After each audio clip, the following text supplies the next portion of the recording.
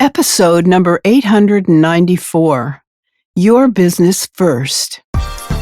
You're listening to the official BNI podcast with BNI founder and Chief Visionary Officer, Dr. Ivan Misner. Stay tuned for networking and referral marketing tips from the man who's been called the father of modern networking, along with suggestions and insights into getting the most from your membership in the world's largest networking organization, BNI. Hello, everybody, and welcome back to the official BNI podcast. I'm Priscilla Rice, and I'm coming to you from Live Oak Recording Studio in Berkeley, California, and I'm joined on the phone today by the founder and the Chief Visionary Officer of BNI, Dr. Ivan Misner. Hello, Ivan. How are you, and where are you? I am near Puerto Vallarta, Mexico this week, and I'm doing 3 different organizational meetings. One is for Corporate Connections, a sister company of BNI, doing another presentation for BNI, and then I'm attending the Transformational Leadership Council meeting, which I'm a member of, and I always get great ideas for conventions from TLC, so I'm looking forward to this one in Mexico. Oh, that sounds like fun. And who do you have on the podcast today? I have a guest who's been on the BNI podcast before. He was on episode number 673, Proactive Referrals. And his name is Frank Raffele. Frank's been part of BNI for over 30 years, and 2025 is his 30th anniversary for BNI Mid-Hudson Valley region, where he serves as the executive director. He is a New York Times bestselling author of 4 books, an international speaker and MC, a workshop leader. He speaks on leadership, performance, and business development and success. And I consider Frank a really good friend. Frank, welcome back to BNI Podcast. Thanks for having me. I appreciate it. So I know about every 250 I can be on. I'm excited about that. Yeah, roughly. We can make it quicker than that if you'd like. That's not a problem. Hey, so your topic is your business first, and I love where you're headed with this. To talk about the groundwork that's needed as a BNI member to be successful in BNI receiving profitable referrals.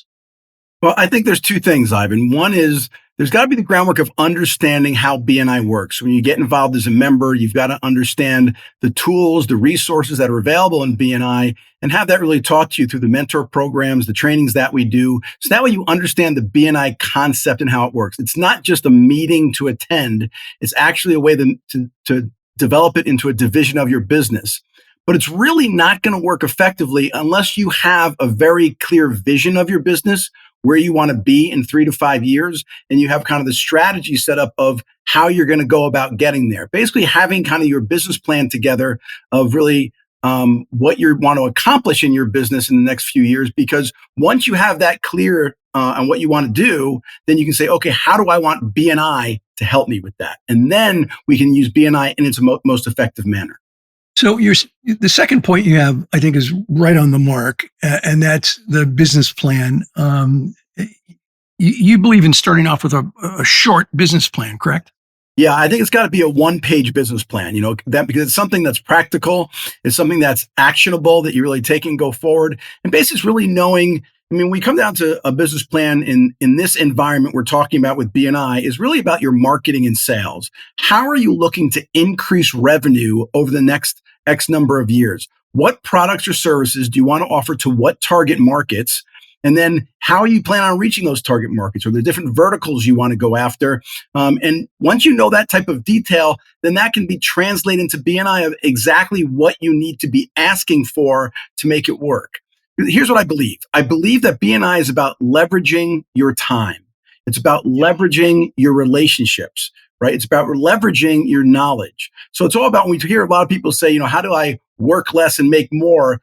BNI is kind of the answer to that. If you really know how to do it, you're able to now, instead of me going out and making 30 sales calls in a month, trying to reach all these different people, I now go to 1 meeting a month for an hour and a half, and I meet 30 or 40 people. And those people, by me educating and training them, by developing relationships, they're able to go out on a weekly basis and kind of be my part-time sales force. Go out there when they find the opportunity to refer me out, they can do that.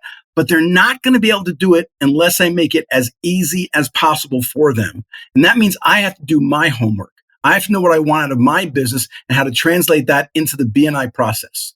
Well, let's go back to the one-page thing because when I was a consultant, I worked with a number of companies and they would want, 20, 30, 40, 50, 100-page business plans.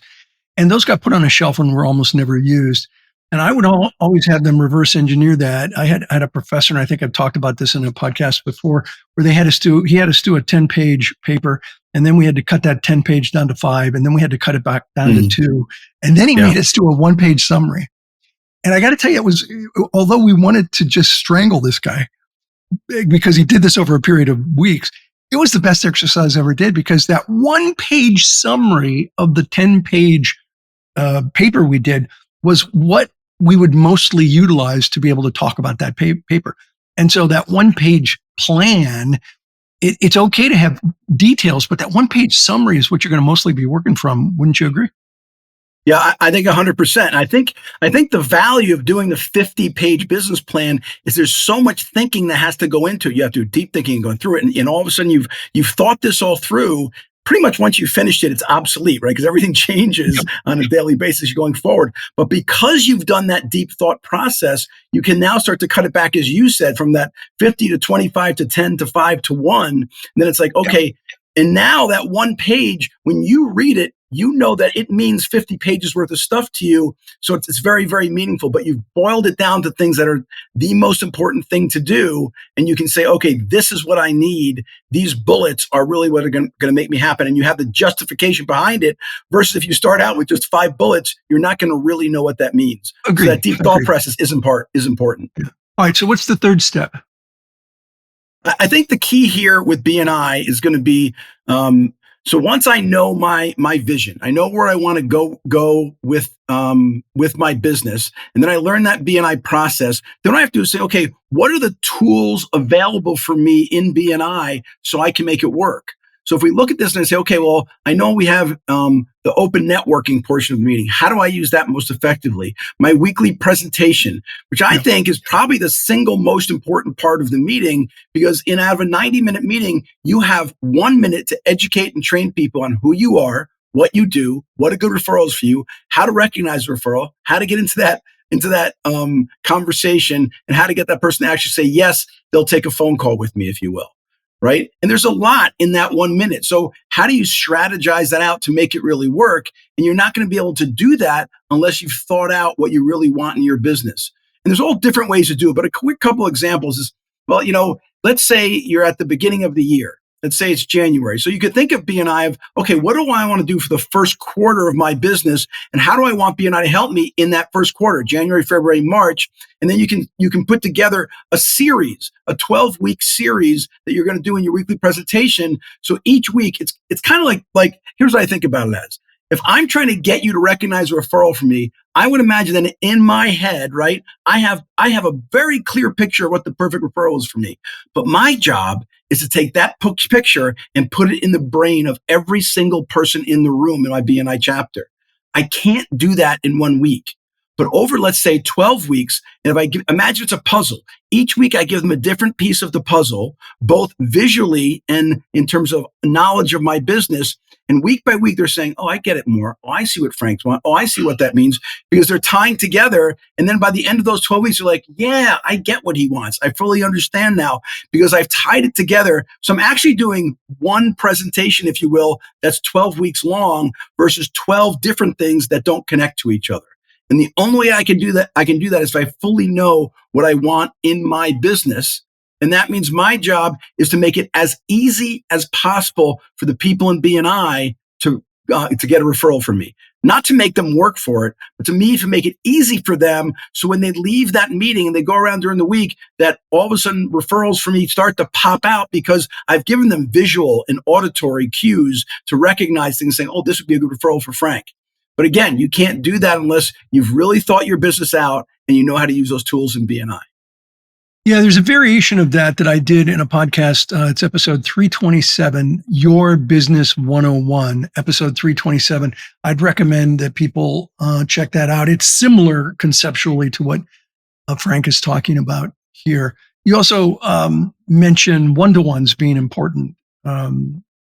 Anything you want to say about one-to-ones? Yeah. I see one-to-ones as being important in two ways. One is Doing a one-to-one is about one, obviously building trust and confidence in the relationship for us to get to know each other better. And two is to get a deeper understanding about each other. Yep. So one of the things that we do is what's called the triple play one-to-one. We recognize every member, educate every member to, look, if you're going to do a one-to-one with somebody, do a triple play. Make the first one-to-one a get to know you one. So you and I even get together and say, hey, what do you do? What do you enjoy? What are your hobbies? That type of stuff. And I walk away and I say, hey, I like this guy, Ivan. He's really nice. Because if you walk away and go, that kind of Frankie's kind of a jerk, then that means I'm not getting referrals. We're not taking that next step. Then the second one-to-one that we do is about, let me understand more about your business, what your service, your products, who do you help? What problems do you solve? When do people need you, et cetera? Now I understand more about your business. So I like you. I understand your business. And now the third one-to-one we do is what I call the referral commitment meeting, that we're going to get together and I'm going into the one-to-one with a mindset of I'm committing to getting you a referral by the end of this one-to-one, which all that really means is not that I'm going to have a referral, because referral means I've already spoken with the person, but I may walk away with 2 or 3 connections or leads for you that I can say, okay, I'm going to reach out to these people now. I'm going to follow through with it and see if I can get them to talk to you. So you're recommending multiple one-to-ones with somebody. That's an interesting approach. We're almost out of time, Frank. I know you want to talk about mindset. We've only got a few seconds left. You want to hit on that topic? Yeah, I think the greatest thing about mindset is understanding that I believe when you come into BNI, it's perfectly fine. And what you should do is come in on a very selfish reason. You come in to make more money at your business. It's very selfish why you're in BNI. However, the process, the way that we do that is very unselfish. It's called giver's gain. And you have to have that mindset of, look, I want to make money, but the only way I'm going to do this, we all have to contribute. We all have to kind of put it all on the table in front of us. So if I have the mindset of giving to other people and everybody in the room's doing that, that's pretty much the definition of synergy. We're all coming in to help each other. And that's, I think, one of the main things that's really make BNI grow so much over the years is that mindset of giver's gain.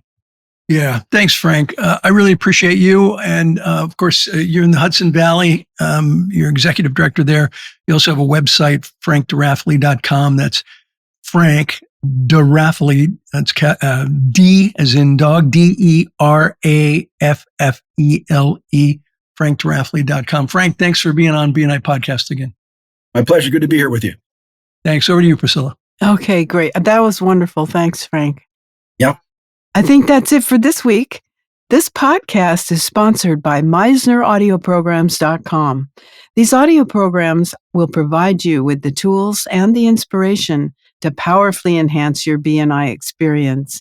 So check out the great material that's available to you at MeisnerAudioPrograms.com and then use the promo code IVAN50 for 50% off of everything. All of the proceeds go to the BNI Foundation. Thank you so much for listening. This is Priscilla Rice, and we look forward to having you join us again next week for another exciting episode of the official BNI podcast.